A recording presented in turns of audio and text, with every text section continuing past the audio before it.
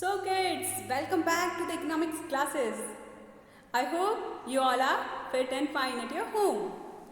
So, in the previous lecture, I explained you about poverty, absolute poverty, relative poverty and about poverty line.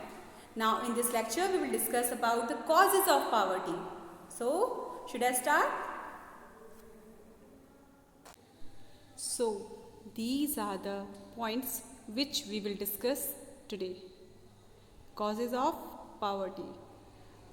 It is on the basis of underdevelopment of Indian economy. Your first point is low level of national product. Second point is low rate of growth.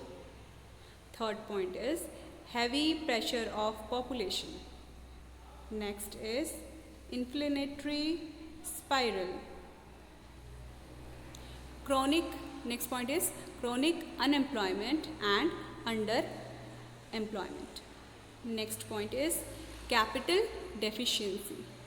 Next point is lack of efficient entrepreneurs. Next is outdated social institutions. Next and last point is lack of infrastructure. You all can pause the video and write down the points.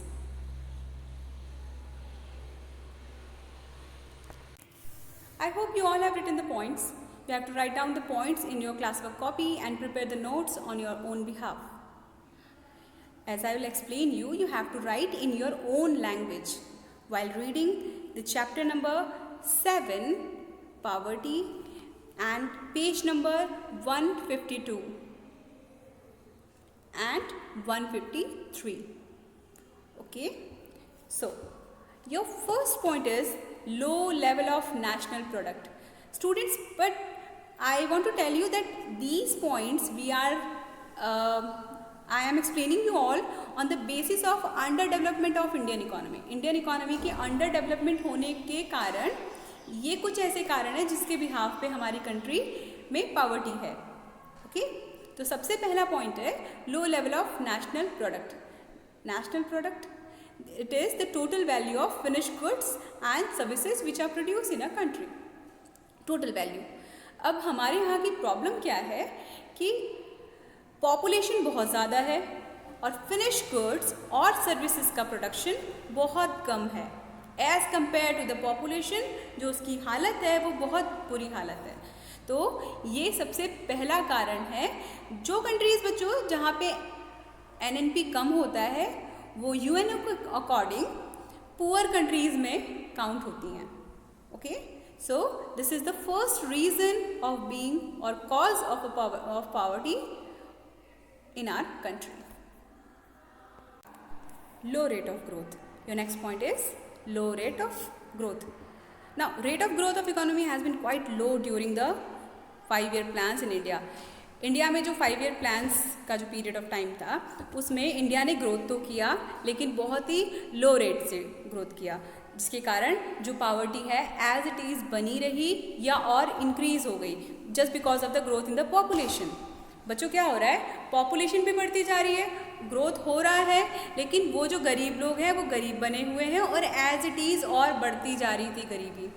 So this is low rate of growth. Third point is heavy pressure of population. Now heavy pressure of population means that there is rapid increase in a population and fall in a death rate. हुआ क्या बच्चों कि during that 1941 to 51 there was growth rate of population is 1.0% and 2% in 1991 to 2001. 91 से 2000 के बीच में ये जो population growth हुई है 2.1% हो गई थी और 1941 से 51 के बीच में it was 1.0. It means double. It terms it's size India's population was 84.36 crore in 1991 and 121 crore in 2011. Heavy pressure of population adds dependency or burden implies the greater poverty. Obvious सी बात है, जैसे जैसे पॉपुलेशन बढ़ेगी वैसे वैसे population का जो ग्रोथ का जो प्रेशर है वो बढ़ता जाएगा, क्योंकि we are having limited resources, limited land area, limited food grains, so availability of resources will be decrease, सब कम होते जाएगा जैसे जैसे पॉपुलेशन बढ़ती जाएगी और वो बर्डन कहीं ना कहीं पॉवर्टी पे आएगा. Next point is inflationary spiral. अब चिल्ड्रेन, जैसे जैसे महंगाई बढ़ती गई वैसे वैसे जो लोग अबव पॉवर्टी लाइन भी थे या जस्ट थोड़े से पॉवर्टी लाइन से ऊपर थे वो लोग भी driven back to the poverty line, मतलब वो भी पॉवर्टी लाइन से नीचे चले गए और गरीब होते गए. ऑब्वियस सी बात है, जैसे महंगाई आसमान चढ़ेगी तो जो लोग नॉर्मल अपनी बेसिक नीड्स को भी कंप्लीट कर सकते हैं या फुलफिल कर सकते हैं, they will be also unable to fulfil their requirements. So inflationary spiral, this mean the owing the low GDP growth and high growth of rate of population. इसमें GDP ग्रोथ कम होती है और जो पॉपुलेशन है वो ज़्यादा ग्रोथ करती जा रही है. उनके अकॉर्डिंग जो इन्फ्लेशन है, इन्फ्लेशन रेट है वो भी इंक्रीज होता जाएगा. Chronic unemployment and underemployment. So in this point children, actually ना these all points are interrelated. देखो, महंगाई बढ़ेगी, उसके साथ साथ अगर बेरोजगारी बढ़ गई है तो ये सब चीज़ें एक दूसरे को कॉम्प्लीमेंट करती है. यू कैन से कि एक तो करेला ऊपर से नीम चढ़ा, पहले ही गरीबी और है उसमें से बेरोजगारी आ गई. देखो, बेरोजगारी है, ऑब्वियसली अगर कोई पर्सन अर्न नहीं करेगा तो वो अपनी बेसिक नीड्स को कैसे फुलफिल करेगा, ठीक है. सो या फिर अंडर एम्प्लॉयड है, वो अपनी कैपेसिटी के अकॉर्डिंग कम अर्न कर रहा है. As I told you in the classes कि अगर कोई व्यक्ति ज़्यादा अर्न करने के लिए कैपेबल है but he is earning so less, as I have given you PhD example कि एक PhD की पोस्ट वाले पर्सन ने भी एक नॉर्मल सी गवर्नमेंट जॉब के लिए लाइक अप्लाई किया है. तो ये सारे एग्जाम्पल्स हैं ये क्रोनिक अनएम्प्लॉयमेंट और अंडर एम्प्लॉयमेंट का. So here the data has been given in 2011 and 12. The unemployment was 2.45 crores, but in March 2016 the data has been increased as 4.35 crores. So there is a tremendous increase in the unemployment rate. So your next point is capital deficiency. Students, capital मतलब पूंजी, और capital जो है principal factor है of economic growth.